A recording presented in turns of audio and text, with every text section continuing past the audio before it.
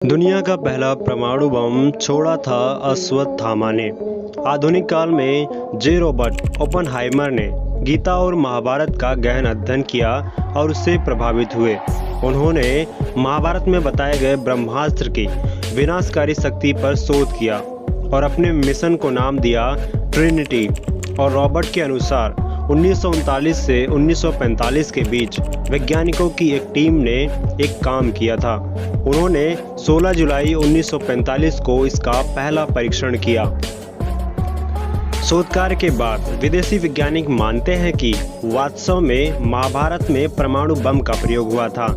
42 वर्ष पहले पुणे के डॉक्टर और लेखक पद्माकर विष्णु वर्तक ने अपने शोध कार्य के आधार पर कहा था कि महाभारत के समय जो ब्रह्मास्त्र इस्तेमाल किया गया था वह परमाणु बम के समान ही था।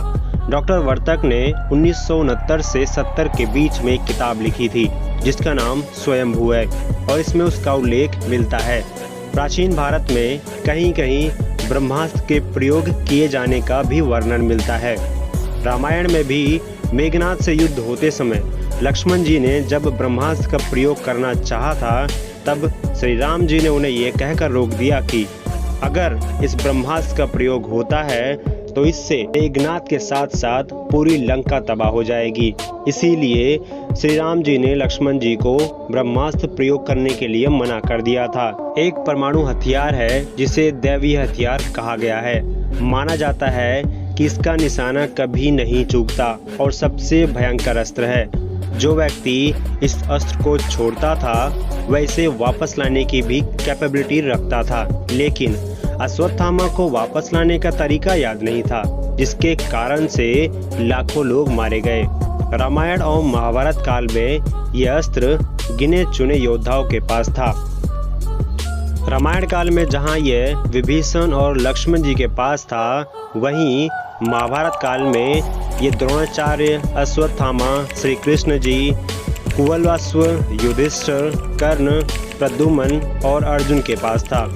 अर्जुन ने इसे द्रोण से पाया था और द्रोणाचार्य को इसकी प्राप्ति राम जागदम्ने से हुई थी। और ऐसा भी कहा गया है कि अर्जुन को यह अस्त्र इंद्र ने भेंट किया था।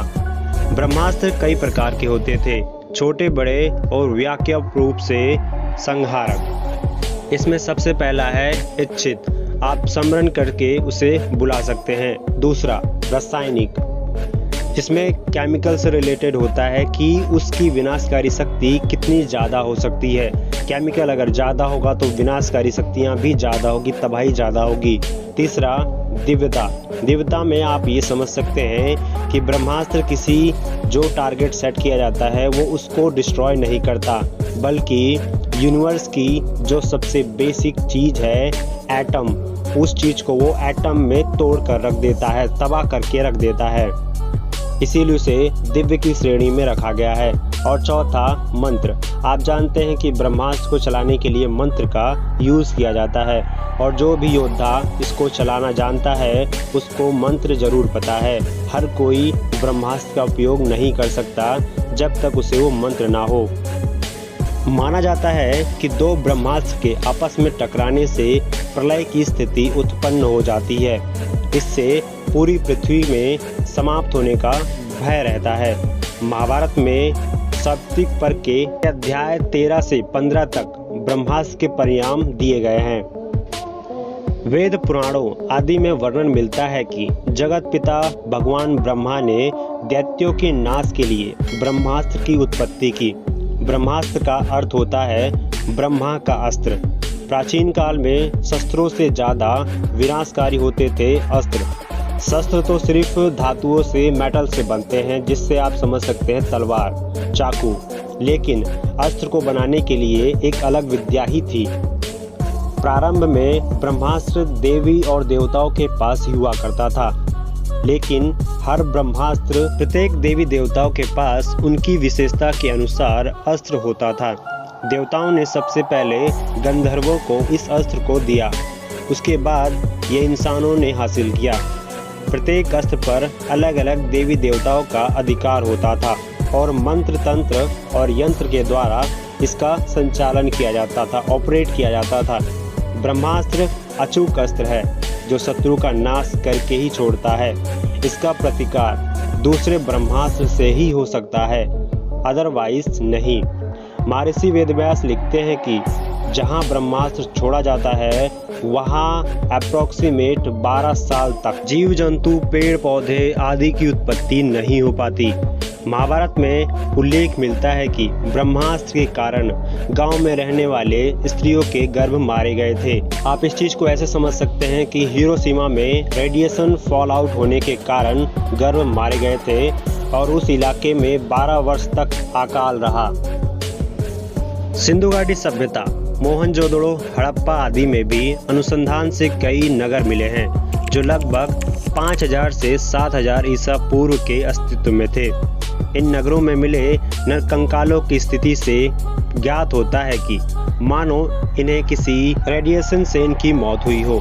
इसके सबूत मिले हैं कि यहाँ किसी काल में भयंकर ऊष्मा उत्पन्न हुई थी। इन नरकंकालों का अध्ययन करने से पता चला कि इन पर रेडिएशन का असर भी था। दूसरी ओर शोधकर्ताओं के अनुसार राजस्थान में जोधपुर से पश्चिम दिशा की लगभग 10 मील की दूरी पर 3 वर्ग मील का एक ऐसा क्षेत्र है जहां पर रेडियो एक्टिव की राख मोटी परत जमी है। इस परत को देखकर उसके पास एक प्राचीन नगर को खोद निकाला गया है, जिसमें समस्त भवन लगभग 5 लाख निवासी आज से लगभग 8000 से 12000 वर्ष किसी विस्फोट के कारण नष्ट हो गए थे। दूसरा, मुंबई से उत्तर दिशा में लगभग 400 किलोमीटर दूर पर स्थित 2154 मीटर की परिधि वाला एक विशालकाय गड्ढा मिला है। शोधकर्ताओं के अनुसार इसकी आयु लगभग 50,000 वर्ष है और इस गड्ढे के शोध से पता चला है कि प्राचीन काल में भारत में परमाणु युद्ध हुआ था। आप इस चीज़ से क्या समझते हैं? अगर आपको कुछ पता है या आप कुछ ऐड करना चाहते हैं तो कमेंट करके ज़रूर बताइए। और अगर आप इससे रिलेटेड और जानकारी चाहते हैं तो मेरे चैनल को लाइक करें, सब्सक्राइब करें, बेल आइकन प्रेस करें।